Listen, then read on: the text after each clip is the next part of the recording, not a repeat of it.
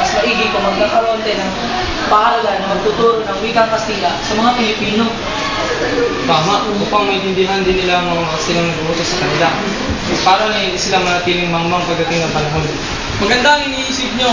Ngunit sinala ko, hindi papayag ang mga Pilipino. Sa tingin ko, magtatagumpay ang plano natin. Kaya mas mabuti kung gumawa na tayo ng petisyon. Ano pa? Magandang umaga sa inyo, mga Ginoo.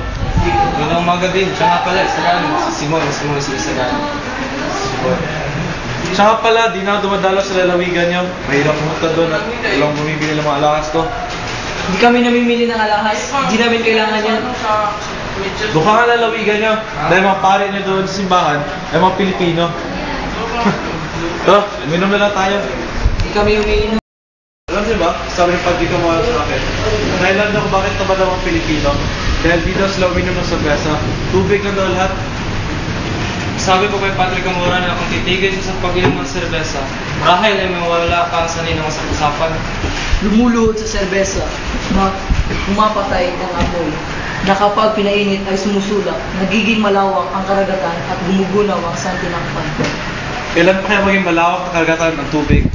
Pag pinainit ang apoy. Siya pala ang mag-aalahas na tinatawag nilang Kardinal Moreno. Sagani, tawag ka ni Padre Florentino. Padre, hinahanap mo raw ako. Oy, Sagani. Padre, halika't sumama ka sa kabyerta. Sagani, may iwan mo na kita.